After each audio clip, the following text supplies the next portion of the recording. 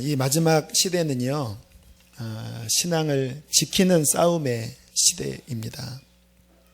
어떤 분이 환상을 봤는데, 위에서 이렇게 마귀가 이렇게 눈가루 같은 것들을 이렇게 사람들에게 이렇게 뿌리더랍니다. 두 종류의 사람이 있더래요. 떨어지자마자 막 터는 사람이 있고, 그냥 뭐 이 정도쯤이야 하고 그 가루를 그냥 방치하는 사람이 있는데, 주님 오시는 그날 이 그냥 방치했던 사람들은 이렇게 올라가다가 떨어지는 뭐 그런 어떤 환상을 본 이야기를 제가 그 대학교 1, 2학년 때 들었던 것 같아요.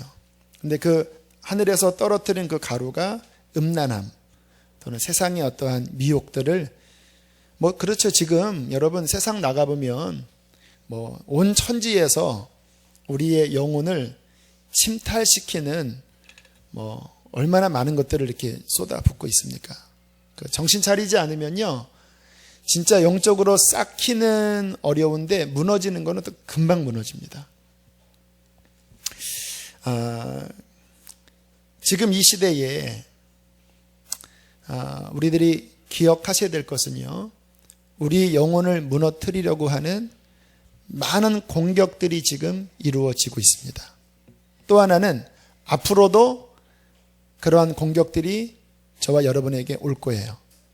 여기에 대하여 우리는 반드시 대처해야 합니다. 아까 그 위에서 뿌린 듯한 그런 유혹들, 그런 죄의 유혹들, 요즘 뭐 목사님들 넘어지는 거 보면 두려워요. 솔직히 두려워요. 지난 월요일 날 어떤 목사님과 이야기를 했는데 이분은 엄청난 능력을 받아서 사람들이 막 손 붙들고 막 기도할 때 손이 안 떨어지게까지 하는, 어떤지 뭐 사람들이 뭐 죄를 범했나 봐요. 능력을 보이소서 했더니 막 손이 안 떨어지더래요. 그래서 막 회개하고 이제는 푸소서 하니까 풀어지고. 근데 이제 그 말기에 어떤 이제 뭐 교회에서도 또 권력이 있거든요. 뭐 감독, 회장, 뭐 이런 감독 이런 쪽에 이렇게 선거 나오시는데 그렇게 나오시면서 영역이 떨어지는 게 이렇게 보이더래요. 힘 빠진 정말 뭐 그러한 많은 유혹들, 뭐 목회자는 목회자대로 또 평신도는 평신도대로 그 우리의 신앙을 미혹하는 많은 유혹들이 우리에게 오고 있고요. 또 시험과 환란이 앞으로 오겠죠. 이 요한계시록의 준비는 앞으로 다가오는 그 환란에 대한 대비인데, 그러한 신앙을 지키느냐 아니면 육체적인 고난 가운데 들어가느냐라고 하는 그런 도전들이 앞으로 우리에게 올 거고, 또 이단의 위협들 지금 뭐 굉장히 치밀하게 그렇게 우리를 공격하고 있는데, 이 요한계시록의 이 마지막 성도들을 향하여 그 믿는 자라는 표현은 별로 없어요. 보통 그 복음서나 그 전반부에는 그 예수를 믿는 자, 그 믿어라, 믿으면 구원받는다 이렇게 진리가 펼쳐나가거든요. 그러다가 그 후반, 그러니까 기독교 역사 후반에 가면 행함을 많이 강조합니다. 그 야고보서 같은 경우에는 행함이 없는 믿음은 죽은 믿음이다. 그리고 사도 요한 같은 경우에는 사랑, 정말 진정한 믿음은 사랑이어야 한다. 사랑이 없으면 가짜다. 이렇게 나가거든요. 근데 성경의 맨 끝에 요한계시록은요, 그 믿음의 흐름이 종결로 그 믿음은 이기는 것으로 이렇게 마무리되어집니다. 그러니까 엄청난 어떠한 미혹들 또 공격들에 우리가 가진 예수 그리스도의 믿음으로 그 모든 것들을 이기는 것, 시험과 환난과 유혹을 이겨서 내 신앙을 지키는 것, 이것이 요한계시록에서 우리에게 보여주는 구원 얻는 자의 믿음인 거예요. 이겨야 되는 거예요. 이겨야 되는 것. 제가 그 교육전도사 할 때 한번 이렇게 추운 겨울에 아이들을 데리고 수련회에 가서 한번 철로 역정을 이렇게 해봤습니다. 막 심하게 막 뺑뺑이도 돌려보고 막 관에도 막 들어가게 하고, 그리고 한 군데에서는 덩치 큰 그 선생님이 몽둥이를 하나 들고요. 그렇게 예수님 성화를 이렇게 밑에 놓은 다음에 밟아라. 안 밟으면은 때린다. 그런 코스도 있고, 또 마지막 코스는 이제 그 따뜻한 방에 맛있는 과자나 이렇게 놓고 그 전도사님이 기타를 치면서 좀 쉬어라 하면서 우리 가요 한번 부를까? 이렇게. 근데 보니까 막 때린다고 하는 데는 오히려 막 강풍이 부를 때는 막 더 오히려 예수님을 나는 침 못 뱉어. 막 차라리 나를 죽여요. 막 하니까 막 선생님이 막 같이 막 눈물을 흘리면서 막 이랬는데 어디서 많이 넘어졌냐면 이제 막 기타 치면서 마음 풀어주면서 우리 무슨 노래 부를까? 막 이렇게 하는 데서는 굉장히 많은 아이들이 혹하고 넘어갔습니다. 근데 그때 그 프로그램을 성령께서 실은 이렇게 지혜를 주셔서 그 순서를 마련했는데 그게 어떻게 보면 지금 이 시대일 수 있습니다.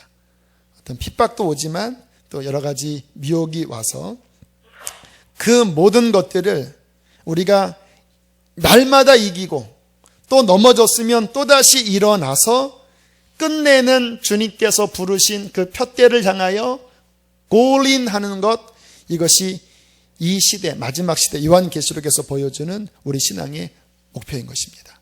한 주 동안 어떻게 사셨나요? 승리하셨나요? 승리한 부분도 있고 실패한 부분도 있죠. 저도 승리한 부분도 있고 실패한 부분도 있습니다. 실패한 부분은 어제 밤에 이제 교회에 와서 좀 오랫동안 기도를 해야 되겠다라는 마음을 주님이 주셨거든요. 근데 신방을 끝났는데 조금 생각보다 늦었습니다. 그래서 이렇게 주저주저 하다가 그냥 자지하고 이렇게 침대에 누워서 잠을 잤는데 마음이 그렇게 막 우울한 거예요. 근데 한번 그렇게 잔다고 생각하니까 또 못 나오겠더라고요. 근데 밤새 우울했습니다.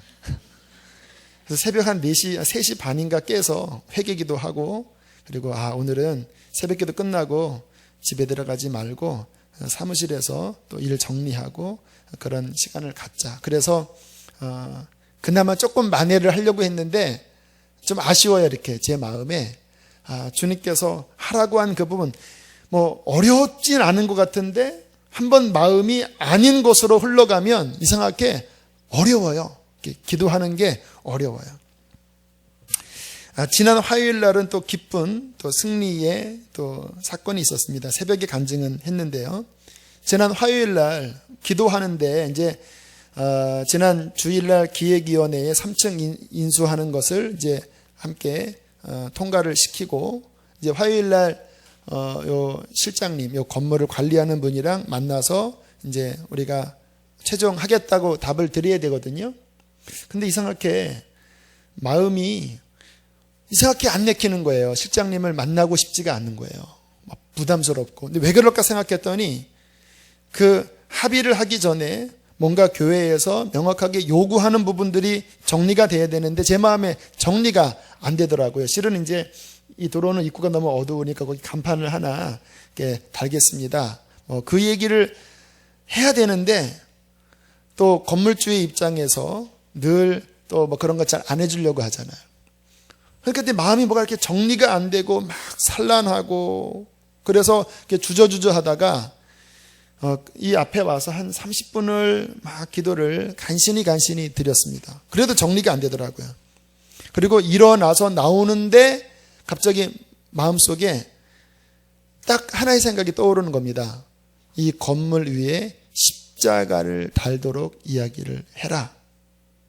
근데 이게 잘 안 되는 이야기예요. 왜냐하면 그때 그랬거든요. 작년 여기 계약할 때 지금 여기 주어진 것 외에는 뭐 다른 간판은 사인물은 붙이면 안 됩니다. 이 건물이 뭐 교회 겁니까? 막 이러시는 거예요.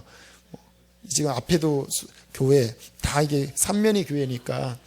근데 저는 늘 우리 그 주보에 보면 이렇게 십자가 있고 꼭 그게 그 하나님이 그렇게 해주실 것 같은 생각은 들은 거예요. 이렇게 그렇잖아요. 이렇게 십자가 하나 있으면 얼마나 좋습니까? 이쪽 LG 오차에 안 보이거든요. 또 교회가.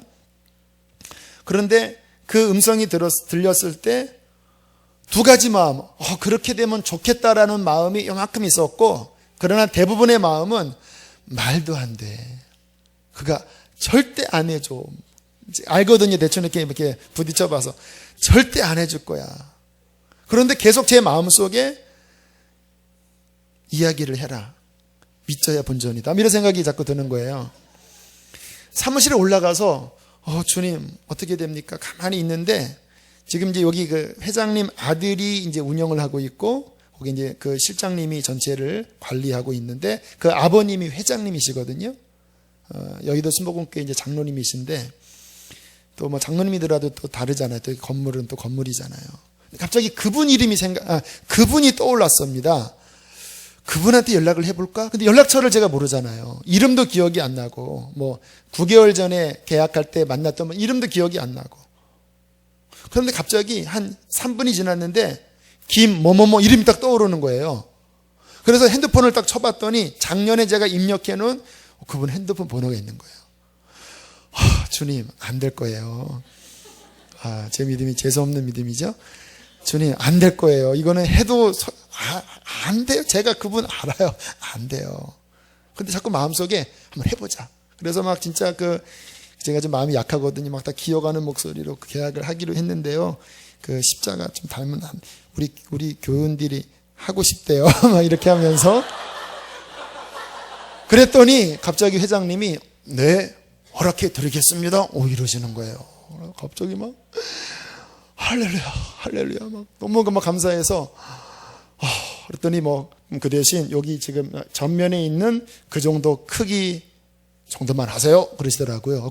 올라가서 보니까 되게 크더라고요. 그게 3m짜리 이렇게 십자가더라고요. 그래서 이제 오늘 우리 마음의 소원은 요 맨 꼭대기 그 위에다가 이렇게 딱 붙이면 완전히 이 건물은 교회 건물입니다. 이제.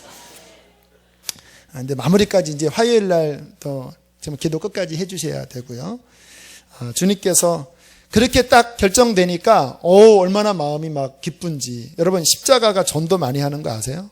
십자가 보고 교회에 온 분들 꽤 되십니다. 우리 앞에 그 전광판 보고 교회에 오신 분들 여기도 몇 분 계시죠.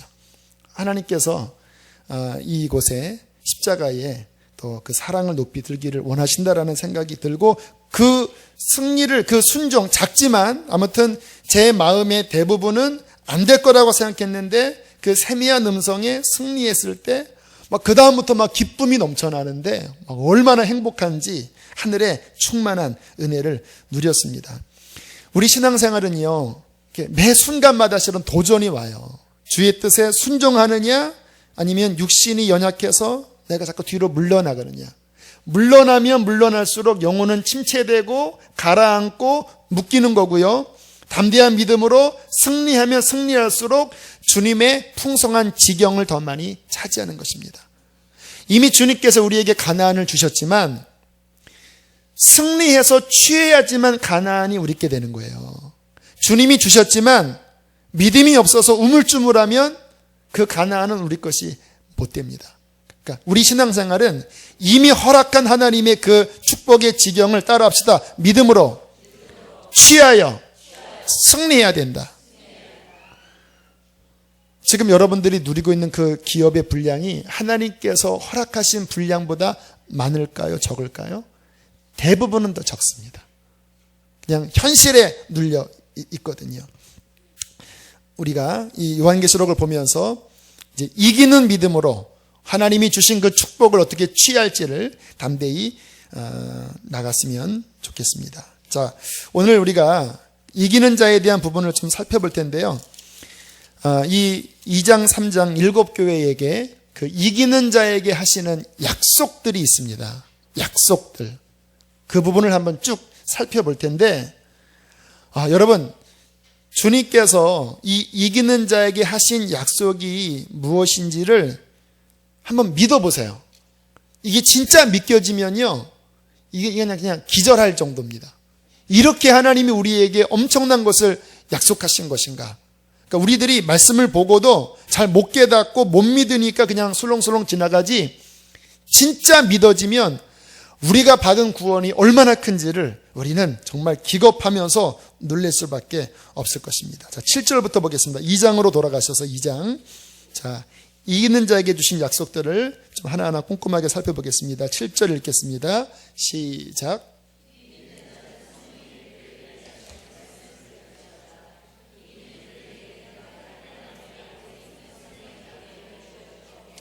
자, 이 생명나무 우리가 보지는 못했죠. 그러나 성경을 보시면 기억할 겁니다.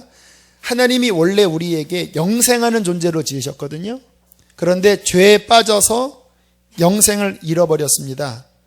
그리고 우리가 쫓겨나갈 때 창세기 3장 맨 끝절에 보면 하나님께서 이 생명나무 과실 주변에 두루 도는 화영검을 두사 사람들이 생명나무의 길로 나아가지 못하도록 하나님께서 막으셨다라고 말씀합니다. 이때부터 우리는 영생을 잃어버렸습니다. 그러니까 원래는 이 생명나무 과실이 우리 건데 죄 때문에 잃어버려서 우리는 허무한 인생, 죽을 수밖에 없는 인생, 죽음의 두려움의 종로로 타는 인생이 되었거든요. 그런데 예수 그리스도를 믿고 이기는 자가 되었을 때 그 가로막혔던 생명나무의 길로 다시 나아가서 영생하는 생명나무 과실을 따서 먹고 우리는 영원한 생명을 다시 누리고 회복할 수 있는 것입니다. 여러분, 얼마나 큰 축복인지 몰라요. 우리가 예수 그리스도로 말미암아 영원히 사는 그 길이 열렸다라는 것, 우리 인생에 있어서 가장 큰 축복인 것입니다. 11절로 들어갑니다. 2장 11절. 자, 이기는 자에게 어떤 약속을 하시는지 11절 있습니다. 시작. 성령이 교회들에게 하시는 말씀을 들을지어다. 이기는 자는 둘째 사망의 해를 받지 아니하리라. 자, 이기는 자는 둘째 사망의 해라고 표현을 했는데 이 둘째 사망은 따라합시다. 영원한 심판, 완전한 심판. 모든 인류에게 한 번 죽는 것은 사람에게 정한 것이요 그 이후에는 심판이 있다고 말씀하셨는데 모든 사람의 영적인 참혹한 운명은요, 죄가 해결되지 않으면 이 심판, 둘째 사망의 해를 모두가 받는다라는 거예요. 자, 이 둘째 사망의 해는 무엇인가? 20장으로 한번 넘어가 보세요. 요한계시록 20장 13절부터. 자, 이게 둘째 사망입니다. 이제 최후에 있을 심판을 성경은 이렇게 말씀하십니다. 20장 13절로 15절을 읽습니다. 시작. 바다가 그 가운데에서 죽은 자들을 내주고 또 사망과 음부도 그 가운데서 죽은 자들을 내주매 각 사람이 자기의 행위대로 심판을 받고 사망과 음부도 불못에 던져지니 이것은 둘째 사망 곧 불못이라. 누구든지 생명책에 기록되지 못한 자는 불못에 던져지리라. 참혹한 일입니다. 모든 죽었던 자들이 다시 심판대 앞에 서서 심판을 받고 모든 것이 사망도 음부도 지옥도 마귀도 생명책에 그 이름이 기록되지 못한 자들도 결국에는 최종 종착지가 어디냐면 둘째 사망, 영원히 불타는 불못으로 들어가는 것이에요. 나오고 싶어도 못 나오고 죽고 싶어도 죽을 수 없는 둘째 사망. 이 둘째 사망의 해로부터 벗어나는 것이 축복입니다. 가장 큰 축복이에요, 여러분. 저와 여러분이 예수 그리스도를 믿고 이 마지막에 그 믿음으로 승리했을 때에 모든 사람의 최종 운명인 이 둘째 사망의 해로부터 우리는 벗어날 수 있는 것입니다. 자, 17절 다시 2장으로 돌아와서 17절을 보겠습니다. 자, 이기는 자에게 주신 축복을 계속 하나하나 봅니다. 17절 시작. 귀 있는 자는 성령이 교회들에게 하시는 말씀을 들을지어다. 또 흰 돌을 줄 터인데 그 돌 위에 새 이름을 기록한 것이 있나니 받는 자밖에는 그 이름을 알 사람이 없느니라. 자, 두 가지를 말씀하고 있죠. 이기는 자에게 대해서. 첫 번째는 뭐를 주신다고 그래요? 네, 어떤 만납니까? 감추어졌던 만나. 이단들이 이런 말씀 가지고 잘 우리를 속이거든요. 이 감추었던 만나는 뭐냐면요, 여러분, 주님 나라 가면 천국은 어떤 곳일 것 같아요? 지루한 곳이라고 생각하십니까? 천국에는요, 가장 큰 기쁨이 뭐냐면 하나님의 영광을 배웠고 예수 그리스도의 그 은혜의 영광을 바라보면서 이 땅에서는 감히 상상할 수 없는 그 큰 기쁨, 그 영적인 주님과의 기쁨을 누리는 곳이 천국입니다. 지금 아까 여러분들 이렇게 찬양할 때 어떤 감격과 기쁨을 느껴본 분이 계시죠?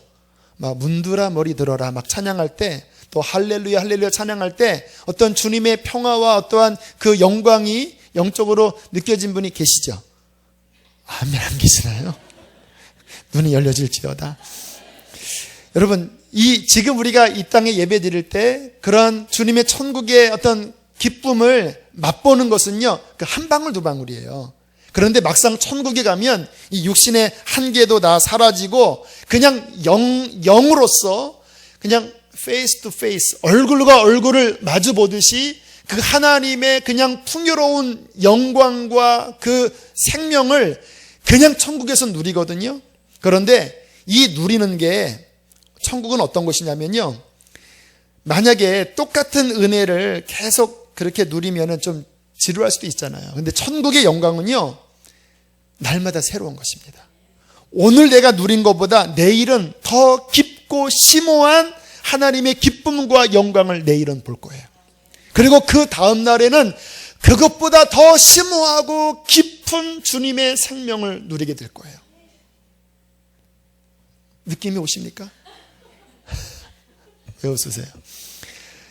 주님의 능력과 영광은 한이 없는 거예요. 이 감추어진 만나는 뭐냐면요, 지금 너희가 이 땅에서 예수님을 만나서 기쁘고 행복하고 좋지 않아 하지만 그 주님 나라에서 그것과 비교할 수 없는 더 깊이 숨겨진 나의 양식, 나의 기쁨을 너희에게 맛보게 할 것이다.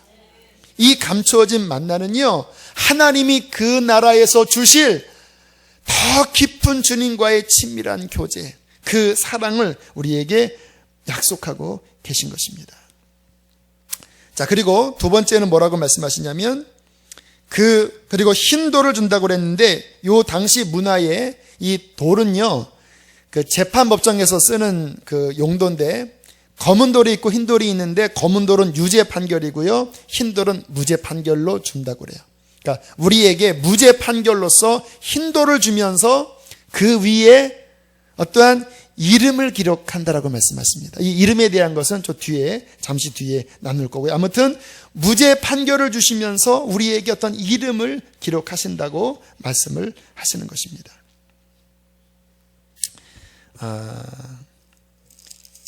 26절부터 28절 보겠습니다. 2장 26절부터 28절, 이기는 자, 시작.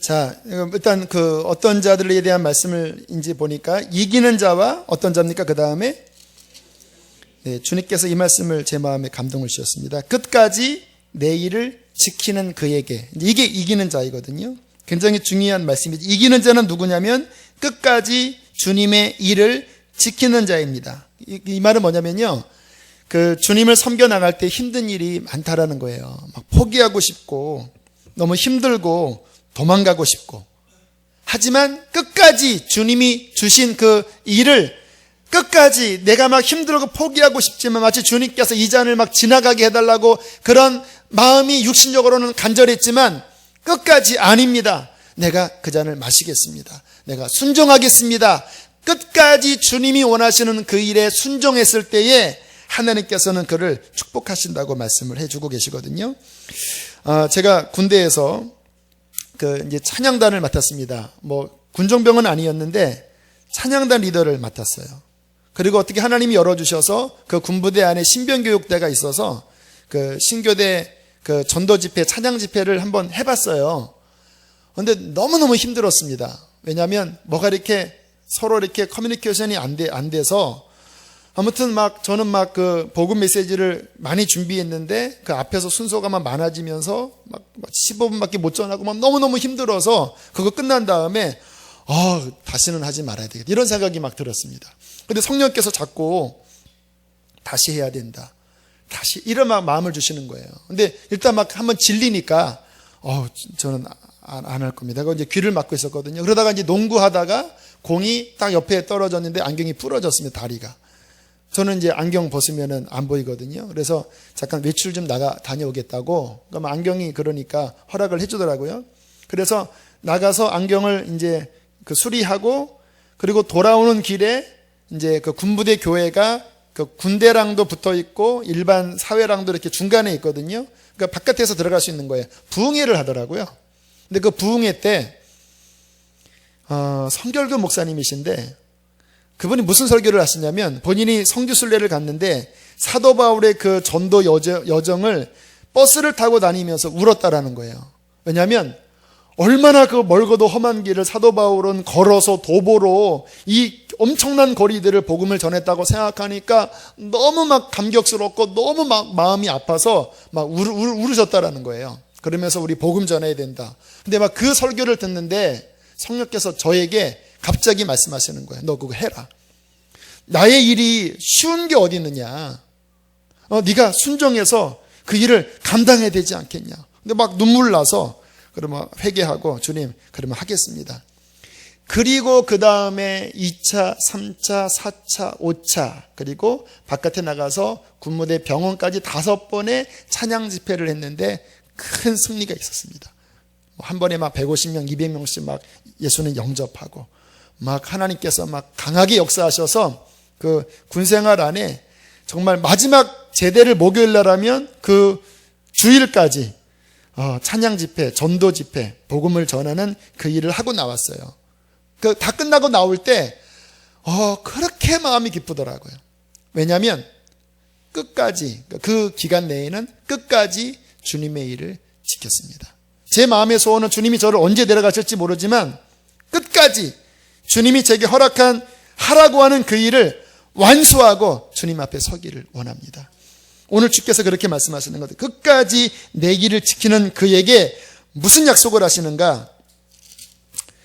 26절 다시 한번 보면, 27절, 만국을 다스리는 권세를 그에게 주리니, 27절 다시 한번 읽겠습니다. 시작. 그가 첫 장을 가지고 그들을 다스려 질그릇 깨트리는 것과 같이 하리라. 나도 내 아버지께 받은 것이 그러하리라. 이게 무슨 말일까요? 자, 19장으로 넘어갑니다.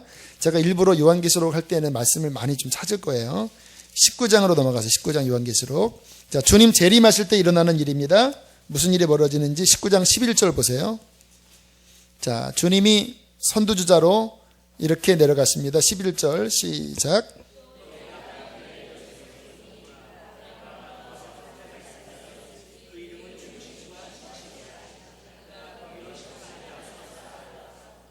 (14절) (15절) 시작.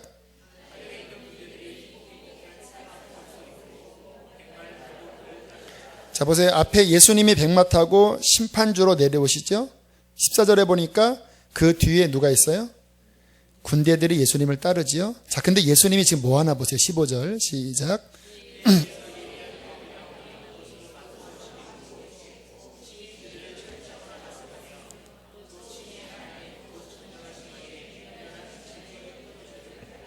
아멘. 주님 재림하실 때는 심판주이십니다. 그 심판주로 오실 때 이긴 자들은 그 뒤에 흰 옷을 입고 백마를 타고 그분과 함께 이 세상에 똑같은 주님의 심판주로 왕권을 가지고 이 땅에 통치자로 내려오는 거예요. 여러분, 지금 옆에 있는 사람이 이기는 자라면 그들은 왕입니다. 옆에 한번 보세요. 왕이셨군요.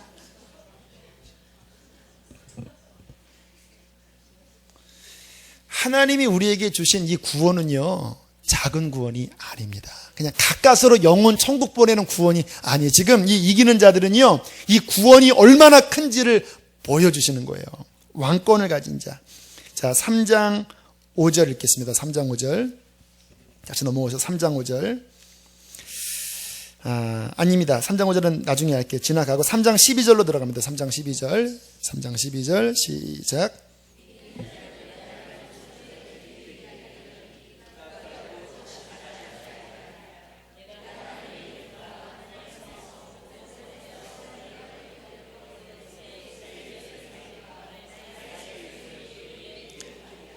자, 이기는 자는 내 하나님 성전에 뭐가 된다고요?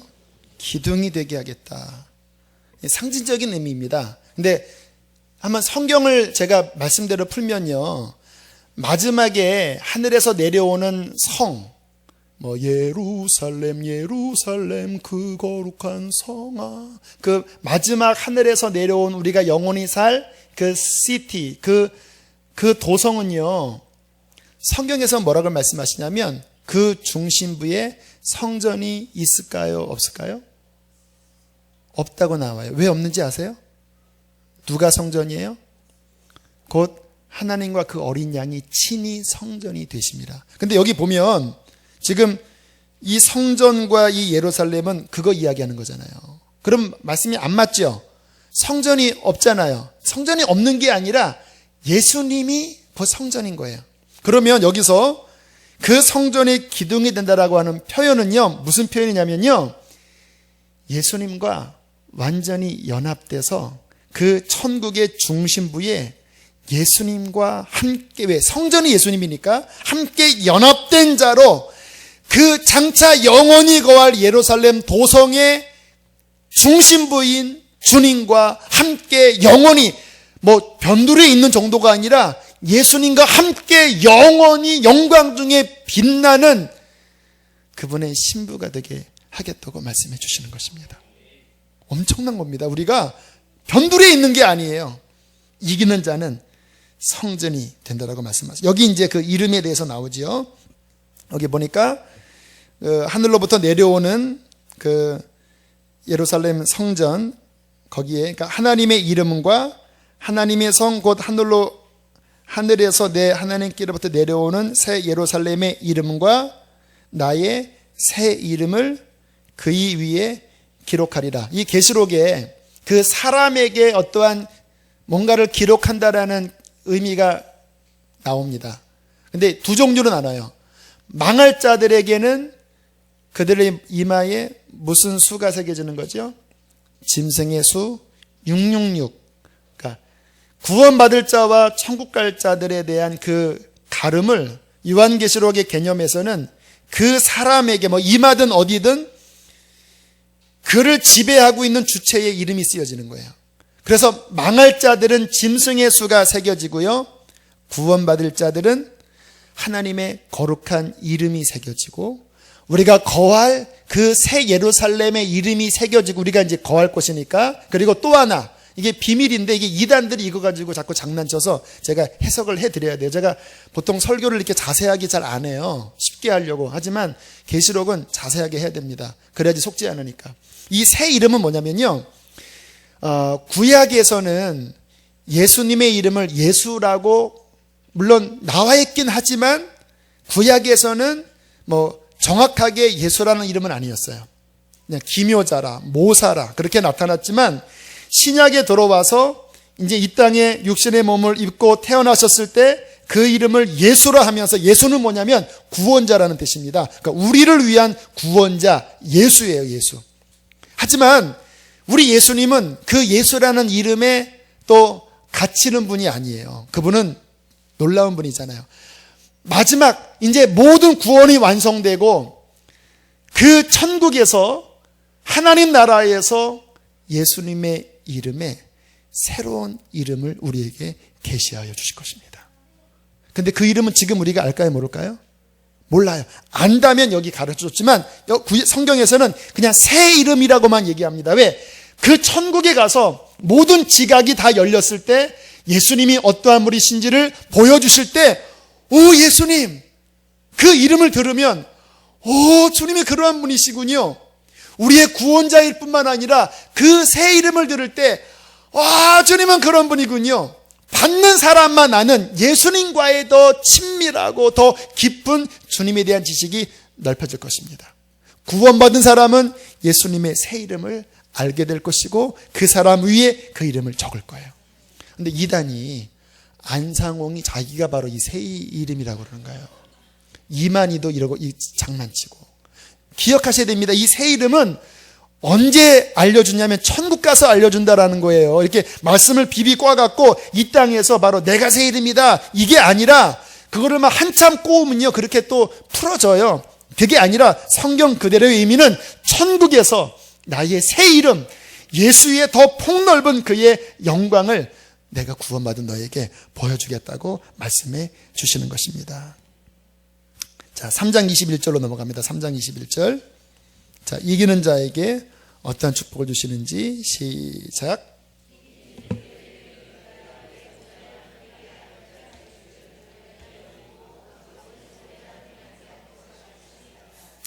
여러분, 이건 기절해야 될 말씀이에요. 보세요. 예수님께서 모든 사역을 완수하시고 에베소서에 보면 부활하시고 하늘로 올리우사 하나님 보좌 우편에 앉으셨다라고 말씀하시죠. 이 하나님 보좌 우편이라는 것은 왕권입니다. 그의 오른편의 통치자인 거예요. 그리고 앉은 것은 뭐냐면 모든 사명을 다 끝나고 이제 완수한 거예요. 그리고 온 우주 만물을 통치하는 통치자로 모든 이름에 뛰어난 이름으로 하늘과 땅과 땅 아래에 있는 모든 권세가 예수의 이름에 꿇게 하시고 그 예수께서 온 우주에 충만한 중심으로 하나님 보좌 우편에 하나님과 함께 거하시는 거예요. 영광스럽죠? 우리 그분을 찬양하잖아요. 그런데 이기는 그에게는 내 보좌에 내가 함께 앉게 해줄 텐데 그것은 곧 내가 이기고 아버지의 보좌에 함께 앉은 것처럼 이기는 너도 이 보좌에 나와 함께 앉아서 나의 왕권을 가지고 나와 함께 나의 자녀로서 나의 신부로서 나와 함께 이 모든 만물을 통치하는 통치자가 될 것이다. 옆에 분 보면서 이야기해보세요. 당신이 그런 존재였나요?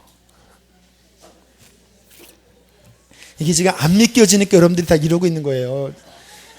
우리 한 3월에 우리 가족이 한 1박 2일인가 가족여행을 떠났습니다. 지난 여름에 휴가를 안 갔거든요. 근데 이제 비밀로 하다가 우리 큰아들, 둘째 아들에게 이렇게 감췄다가 마지막에 실은 이제 그 다음날 뭐 수영장 갈 줄 알았거든요. 근데 우리 강원도 간다 그랬더니 갑자기 애들이 하고 아무 말도 못해요. 내가 막 기뻐할 줄 알았더니 아무 말도 못하는데 다음날 하더니 어저께 우리가 왜 입 벌리고 있는지 알아? 너무 그냥 기대가 넘어서니까 할 말을 잃어버렸어. 지금 다 그런 표정들이세요. 여러분, 하나님께서 인간을 창조하실 때요, 천사보다 피조물로서는 열당한 것 같지만 구원받은 이 후사가 되면요 천사보다 훨씬 높은 수준이에요. 하나님, 이 태초 전에 하나님 성부와 성자와 성령이 그 사랑의 연합 가운데 교제하면서 이렇게 지내셨거든요. 그리고 그분께서 세상을 만드시고 하나님의 형상대로 인간을 만드셨잖아요. 타락해서 범죄했잖아요. 그런데 아들을 보내서 구원했을 때 이 구원받은 인간은 어디로 들어가게 되냐면 그냥 피조물로 들어가는 게 아니라 성부와 성자와 성령의 영원한 연합의 교제 안으로 들어가서 성부와 성자와 성령과 성도가 영원한 영광 가운데 누리면서 영원히 가는 것이 구원입니다. 그게 요한복음 17장의 주님의 말씀이에요. 주님이 우리를 향한 구원. 그래서 아까 성전의 기둥이 되게 하겠다. 그 예수님이 성전인데 네가 나와 하나다. 내 보좌에 앉게 하겠다. 내가 이기고 아버지의 보좌에 함께 앉은 것처럼 너도 내가 아버지 보좌에 함께 있는 것처럼 너도 나와 함께 있어서 나와 함께 만국을 다스리고 통치하는 왕권을 가진 자가 되게 하겠다. 여러분, 이 엄청난 영광을 하나님께서 우리에게 주셨습니다. 그래서 이 큰 구원을 주신 다음에 피 흘리기까지 싸우라고 하시는 거예요. 초대교회 때 사자밥 됐죠. 참수당했죠. 사도 바울이 죽은 그 참수터 가보니까 이러한 대리석에 이 도끼 자국이 있더라고요. 사도 바울이 여기서 목베임 받고 죽었다라는 거예요. 초대교회는 그래도 죽었습니다. 왠지 아세요? 이기는 자에게 주시는 이 구원의 영광이 얼마나 큰지를 알고 믿으니까 내가 주님 믿은 것 때문에 손해보고 재정적으로 어려움이 오고 모든 것을 잃어버려도 이게 뭐 말할 수 없이 크니까 바꿔버리는 거죠. 오늘날 많은 사람들이 이 신앙의 가치를 진짜 하찮게 여겨서 그냥 돈 몇만 원에 바꿔버리는, 왜? 이 구원의 영광을 모르니까. 성경이 이 구원은요, 우리의 목숨, 모든 것을 다 바쳐서 그것을 사는 가치를 말씀하시는 거예요. 이 마지막 때 우리에게 싸움이 있을 것입니다. 하지만 우리는 두려워해서는 안 돼요. 왜? 우리가 예수 그리스도를 통하여 이김으로써 우리는 이 영원한, 지금 말씀하신 이 믿는 이기는 자에게 주시는 엄청난 것들이 바로 우리 것이기 때문입니다. 하나님께서 우리들에게 지혜와 계시형을 열어주시기를 축복합니다. 어떻게 이기는지 지금 말씀이 다 준비됐는데 안 되겠네요. 오늘은 여기까지 하겠습니다. 왜냐하면 기도하고 또 갈 분들 보고 이게 좀 정리를 해야 되니까 좀 아쉽지만, 또 아쉬워야지 또 연속곡 후편이 기대가 되니까. 자, 아멘. 우리 함께 찬양하고, 제가 오늘은 앞에 안 나오고요, 찬양단은 나오시고요, 강대상 기도는 안 하고 한 15분 제가 기도 이끌고 그리고 마무리하겠습니다. 혹시 멀리서 오신 분들 차 시간 때문에 가시게 되면은 그렇게 하셔도 되겠습니다. 자, 정결한 마음 주셔서 우리가